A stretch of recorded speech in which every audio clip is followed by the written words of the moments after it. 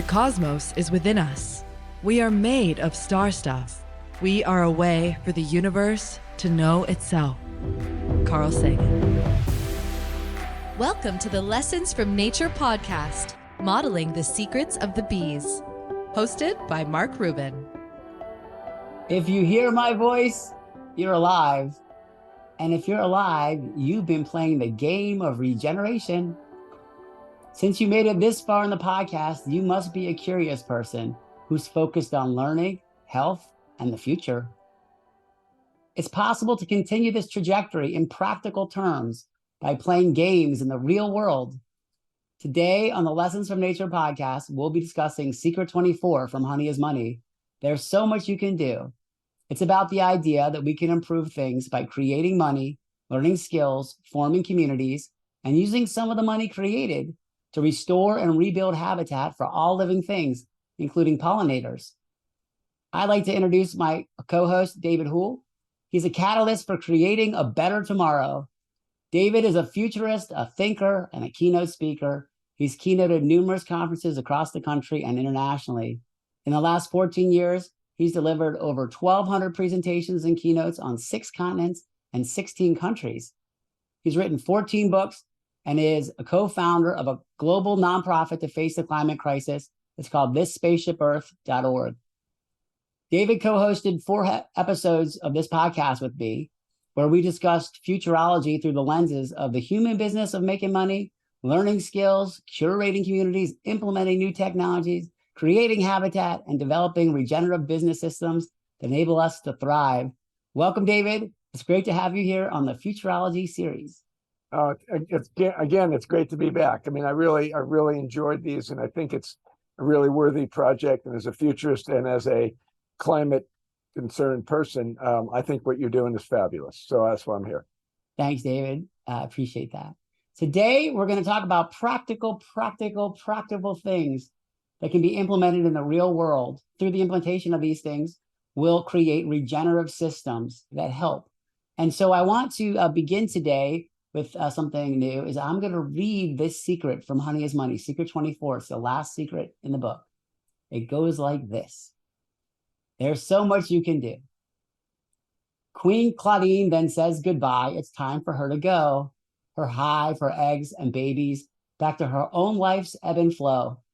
The girl awakens in the field, now knowing so much new. She sees a path before her and now knows it is true. She knows the thoughts she's thinking are powered by the sun and everything around her 1 billion years ago begun. She heard these words in nature from the wisdom of the bees. She knows it's so important to pass on memories. There's something she can do now to help all nature's baby bees. She will spend some of her money creating habitat and trees. She thanks again Queen Claudine for the wisdom that she learned. Trees and bees are all of us. Honey shared is money earned.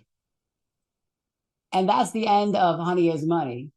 And it's about the idea is that we can do things. We can do things together to help.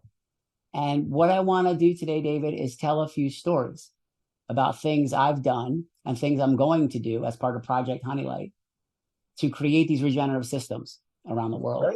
Great. There's 3 things that you're doing with this project that I think about that I think are essential at this moment in time to face the climate crisis. Number 1, you're prompting people to take an action. Number 2, if the action is a bee box and they're doing a bee box, it is a regenerative. It's not just like recycling or something like that. It's regenerative because bees have been decimated over the last decade, and also their use and functionality. I mean, what's the percent of our crops and plants that need pollination by bees? It's about 30 to 40% of food. Okay, so you're regenerating all the gardens and flowers in a certain area. You're taking a regenerative step for a 3-mile radius, which means you're helping other people in ways that they don't know but will appreciate. And then the third thing, and this is really important, there's a total fallacy that doing something environmental costs money. It's not for business. And so what I think you've done or planning to do is allow people to take an action that's regenerative and make money from it. That's the triple play, if you will. Well, thanks for that. That's a great lead into what we're going to talk about next, which is the Good. B-Box Regenerative Business System. And thanks for the introduction, because let's talk about money first. I wrote a book called Honey is Money. And as you know, and the idea is that the human behaviors around gathering and storing money are identical to bee behaviors in terms of gathering and storing honey. And that's because time is honey, and time is money, and time costs energy. So the game is the same. All the behaviors that we have, both in terms of the availability of this resource in our habitat, the organization of individual work, the organization of teamwork, the job functions in the hive, the job functions in the business, scaling the hive, scaling the business, every step is the same. A lot of times when I talk about money, I have found that people are uncomfortable, even with the word money, the idea of money. And for me, it's always been related to energy. Like it's just a way to buy time not working. It's just a thing I can convert from something to something for, in some way that might help myself or somebody else. It's a conversion mechanism to buy work and energy in other people. It combines a regenerative business system with money. What I learned, my dad taught me about money from age 14 to 16. And one of the things I learned was the idea of compound interest. My dad asked me how old I was that day. I was 14. And then he said, how old will you be when you plan to die? And we talked about it for like an hour. And we talked about health. We talked about longevity. We talked about behaviors, decisions. And I said, I plan to die at 92. After that, he said, how old will you be when you plan to feel safe with money? And based on those three numbers, we came up with how many dollars per day I would have to invest at the time. There was like a 6% like overall historical compound interest rate of like the stock market. And I think it was like $8 a day. And $8 a day would buy me $2.4 or $5 million by the time I was 70. And that would be enough to live till I was 92 based on those numbers. A little bit of money over a long period of time through the magic of compound interest results in a lot of money later. And the point of it, and this is in the B-Box Regenerative Business System module on the Time is Honey section, is this math. If your objective at some point in life is to have enough money to not work, how much money is it and when? And how can you either accelerate that or make decisions? And how many $8 a day decisions does a person make from the age 14 to the age 70, if those are the right numbers? But so this is about decision making over long periods of time. And these types of ideas are part of the system that I'm creating in the B-Box Regenerative System to give people this knowledge of time and energy and time and money. So how does that translate into a B-Box? If all a kid ever did once a year, one time a year, was sell the honey from this hive from the age of, let's just say 12 to the age of 70, they'll be multimillionaires by the time they're 70. Not that having millions of dollars is the objective, but they'll have enough money to buy enough time to stop working then. And in other words, buy a B-Box, make honey, sell honey, and put the proceeds of the sale into a bank account and let it have compound interest. Exactly. Thanks for the clarification. Basically, that's one of the aspects. So when I talk about money, see, people, the reactions I've gotten when I talk about like what they consider to be nature and money and combining them, some people have had reactions that were surprising to me. But we are nature, and our energy is money. It's no different that the bee's energy is honey. It's just we're off by one letter, but that's what we use as our resource. So money in itself is not good or bad. The human behaviors that come around it can be good or bad, could go in either direction. But understanding how it works, just this one aspect is what's critical to thriving, in life over long periods of time. So let me get into like how does this work? The podcast that we're on describes the 24 secrets of the bees that are in the book called Honey is Money. And there's a board game, B-Box, the board game, which is the business of the bees played on a board. That you go around the board and you learn these secrets through the lens of being a beekeeper. The objective of the game is to maximize the number of bees that live. Okay, that's the objective. And when you do that, the outcome of that is more honey that gets converted into more money that can be reinvested into more hives, more expansion. and creating a bigger market. It's a collaborative game. If any one player runs out of honey, they'd run out of time. That if any one player of the players that are playing runs out of time, then everybody loses. So it's everybody wins or everybody loses. And the person who has the most energy, bees, and money at the end wins, is the queen bee of that game. But that person can only win if everybody survives. And that's the exact, that is not a metaphor. That is in the game. Like that is occurring on our planet because of climate change and decisions.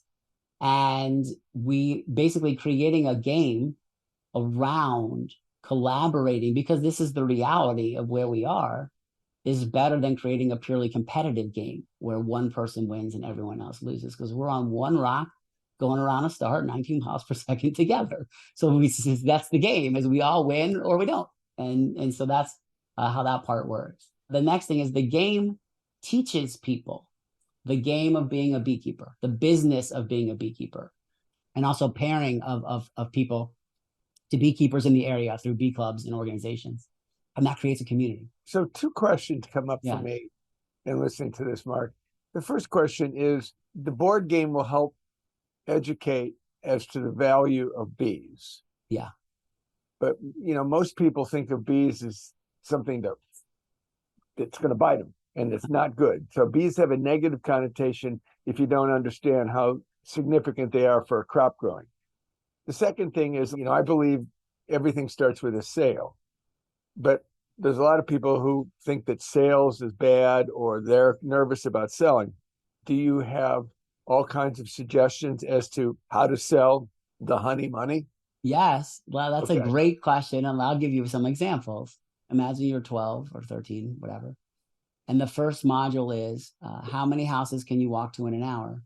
Well, let's just say that's 1,000 where you live. You can walk to 1,000 houses in an hour. And the next question is, what's the average household income where you live? And I'm just going to make $1 million because the math's easier. So that's $1 billion. Basically, so that would mean that you could walk to potentially $1 billion of money. And then the next question is, how many of those people do you know and put their name and address and phone number and email address in this thing, the CRM, the customer relations tool that's going to manage this thing? And now you have the total market's $1 billion, but you might be selling into $1 million. And then the next question is, how many of them know you're selling honey? Okay, and then here's the game. I'll create scripts, email and SMS that have to go through the parents and be approved by some process. But the idea is I'm going to create the scripts in advance for these people that are playing this game. And they click a button and they magically go out to the universe and they say, hey, I'm selling next year's honey today. Make it $20 a jar. Let's just say, do you want to buy some? And by the way, this will make you carbon negative on your birthday because we're going to plant 5 trees on your birthday, or 10 trees. It's going to be 10 trees, I think, whatever it is. And how many jars of next year's honey can they pre-sell? And that's booked revenue, but not income yet.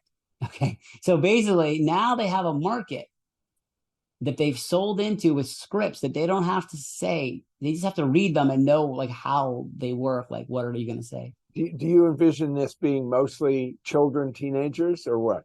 At first, because the first version will be basically, because I wrote a children's book. The book's like around for 8 to 10, I think. And then this will be like 10 to like 14, just from a life cycle perspective. But the point to your question is I'm going to script and systematize the entire system and basically have a push button business. They will have to keep the bees alive and they will have to learn beekeeping skills. Right. But as far as the operation is going to be run in software. And I've done this before. Software is going to visualize the business using my gear models, and they'll have a visual interface to this whole thing by clicking on gears and drilling down into those gears that represent to the different stages of the funnel. So there'll be a gear that represents like leads, and they'll click on this gear that's spinning around, and then they'll do stuff. So that's how it's going to work. What other questions do you have? Brainstorming questions about how this would work. You said sell for $20 a jar. How much higher is that than what I could get at the supermarket? Well, I'm selling the most inspirational honey in the world. So here's a real jar of honey. Okay. This is what it's going to look like. This is full of honey. This is from last year, but this is the brand new logo, Project Honey Light, everything. It says, honey makes the world go round. That's the tagline down there. Okay. Jar, like from a pure retail perspective, you could probably buy that jar for $10. That's a fancy jar. So like the jar is fancy. Let's just say $15. Even if I sold it for $100, let's just say $100. Right. If it made you carbon negative for every birthday for the next 10 years, and you could re-gift that gift of carbon negativity to somebody else through some game that I'm going to create, to the right people, this also talks to you about the customer. Okay. The idea of the thinking of who is the right customer for the most inspirational honey in the world. It's not for everybody. It's not for everybody. It's for the people that care about the future, that want to teach a kid, help support teaching a kid a business system that does something good, and so that's a small number of people, but there's enough. Okay. By the time the kids, adults / parents, whatever, decide to buy the box, they would have gone through the book and the game. Yes. And so they understand the concept. And then you're going to supply some how-to videos or whatever as to be a beekeeper. Because again, I feel that you have to have a learning curve to understand the significance and the regenerative possibilities of being a beekeeper. But nevertheless, most people that I know think of bees as something to, oh no, get away, it's a bee, it's a bee, right? Rather than the loving way that you perceive them to be. So your thinking is that once they get through the book and the game, you will have dealt with that perception of bees. That's right. There is a perception of bees.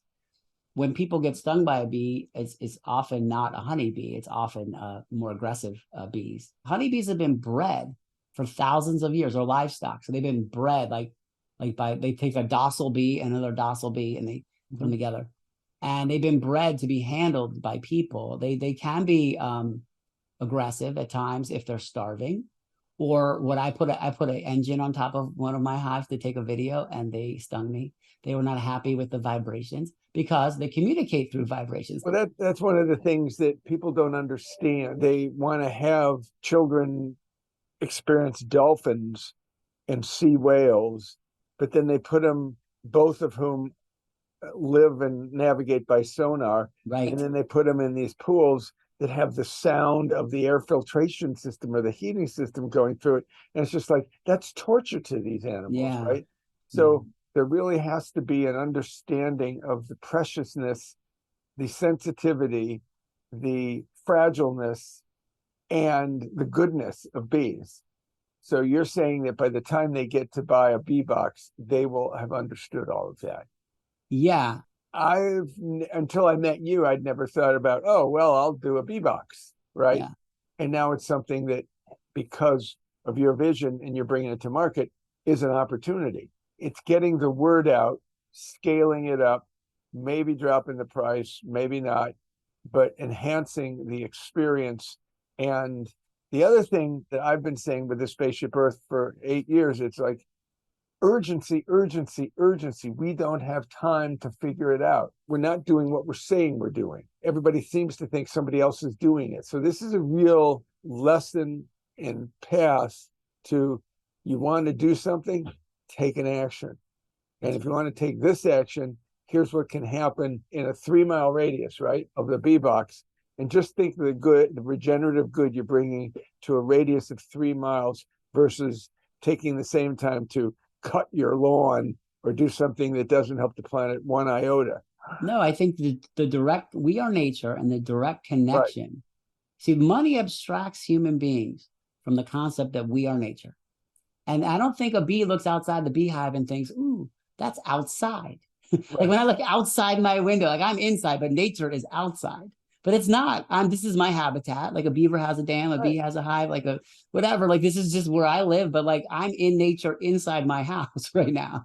And I've always felt very connected to that idea. And I think to most people, outside is where nature lives, and inside is where they live, and it's separate. And money enables that to happen. Money separates us from our food. So by creating a system where when you eat the honey, like that energy was in the sun, like that's part of that. Like, and when you trade that honey for money, you're tokenizing that sunlight, the work it took to get that sunlight, the bee work, The plant work, the nuclear work, all the work gets tokenized into this concept called money that we trade, but you're connected to it. You're Right. connected because you're part of the chain of custody of energy. You're in the chain of custody of energy when you're growing something and Right. making something from nature. That's great. We're sitting here talking in the middle third of June 2023. Right. When do you expect the first bee boxes to be ready for market and shipping? Well, I have a deal with a beekeeping equipment manufacturer, and they are going to white label the Project Honeylight bee box kits, which basically means they're going to sell their existing super high quality equipment and stamp it with my logos and stuff. That deal's Right. in place, and that can happen anytime. The part I don't know is the software piece. The software to do what? That's going to run the business. The software that's going to allow. So you're going to, in other words, they're going to purchase a bee box from you, and also it comes with the software to get people to think of themselves as beekeepers. Yeah, is a big step. So it sounds like you've thought of everything, and you're saying, "Hold on to my hand, and I'll walk you through it." yeah. Right?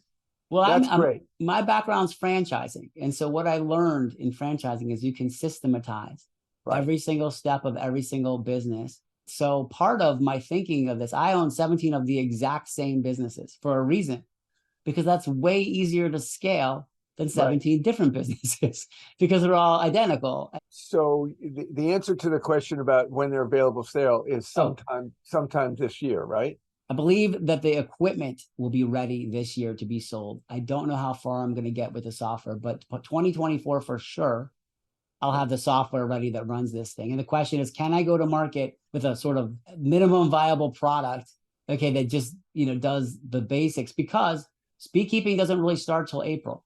So first of all, there are beekeeping clubs all over the country. Oh, okay. And they're all local. They're local. So like every city has a beekeeping club. Second of all, I'm looking for bee guardians, okay, which are helpers.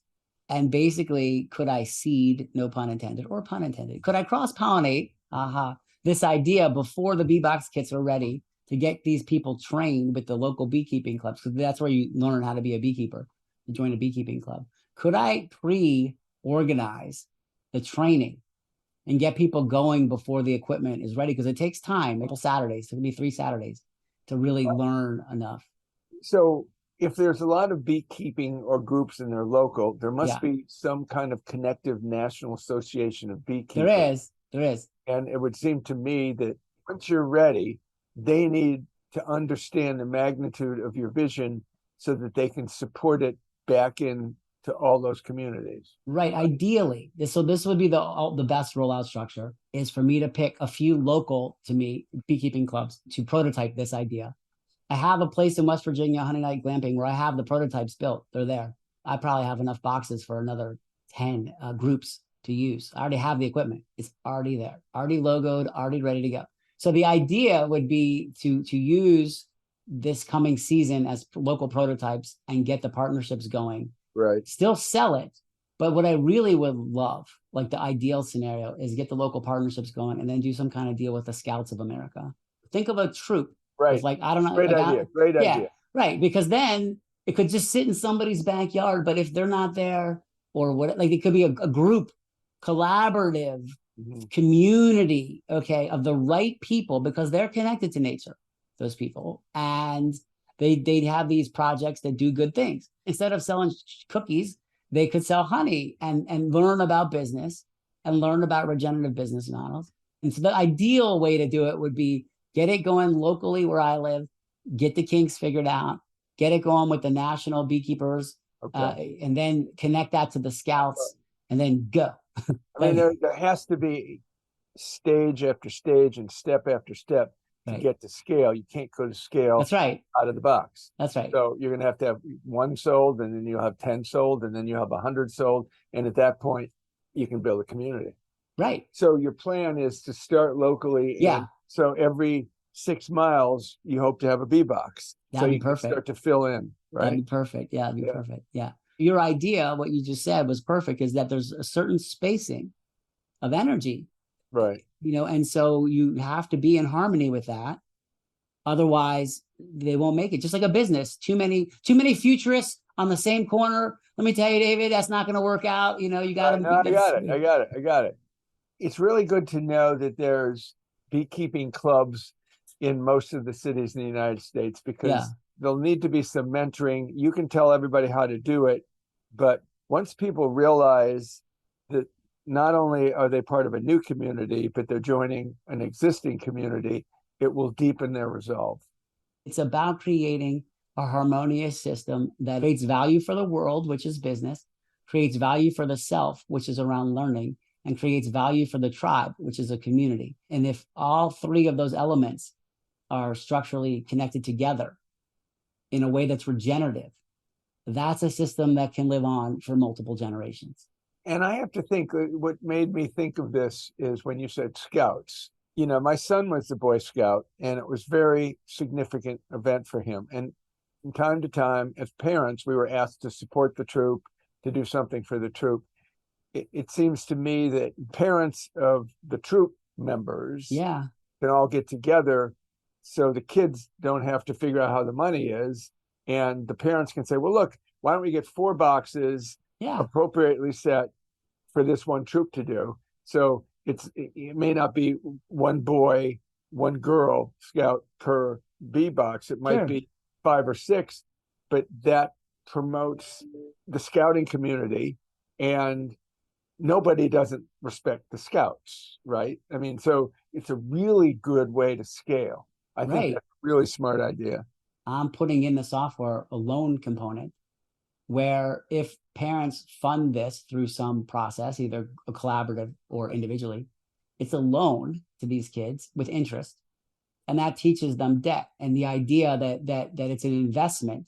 And by the way, the software I'm creating will process the money. So basically creating a system that's a bank, basically, and teaching people these skills, these kids, these skills about how does a business get created? And I mean, that's what, the whole system, the whole thing. You got it now. teaches kids business Yeah. in a way that they'll appreciate it, because all the research shows the younger you go demographically, the more there's concern for the climate crisis. I'm sure there's 10-year-olds that have no idea about it, but all the research shows that Gen Z and the Alpha generation, which is the kids under 10 or 15 now, look at climate as the number one problem. That's a brilliant thing. And I can't think of any parent that wouldn't appreciate that. You know, one of the things for the last 30 years in K through 12 education is there's no place in school to teach financial literacy, and you're doing it. And I think that's great. The money thing is good on a 1-by-1, and the parents will like it. I want to come back to what I said at the top. Yeah. There's 3 key things about this from my viewpoint as a generalist, which is 1, you're taking an action. 2, it's not just some dumb, repetitive, recycling. 90% of the stuff doesn't get into the landfill anyway. 90% of plastic doesn't get recycled. So you're taking an action for the whole community in which you live. You're taking a regenerative step, and you make money. So through time, this will be an example of how taking regenerative steps can make you money. Because right now, people think that it'll cost money and there won't be any benefit and there won't be any return, but we have to do the right thing. This is the right thing, and making money doing the right thing. It's just like people saying, do what you love and you make money. And anybody who does what they love makes money say, I can't believe I'm making money doing what I love, right? So this is the same thing. I can't believe I'm making money doing something that helps the whole neighborhood. I'm glad you see the vision. Absolutely. That's why I'm here. Humans are effective at being adaptable and gathering energy from their habitat. Since we're all just passing through, it will be smart to play the game of energy collection in a way that is in harmony with the rest of nature. Learning about and implementing regenerative business models will improve our ecosystem by creating money, spreading knowledge, forming communities, and increasing habitat by spreading honey all around. I thank again Queen Claudine for the wisdom I have learned. Trees and bees are all of us. Honey shared is honey earned. If you enjoyed this discussion about regenerative business systems, please share this podcast with people in your life who share your sense of curiosity. Visit projecthoneylite.life for more information about living in harmony with the rest of nature. And don't forget, honey makes the world go around.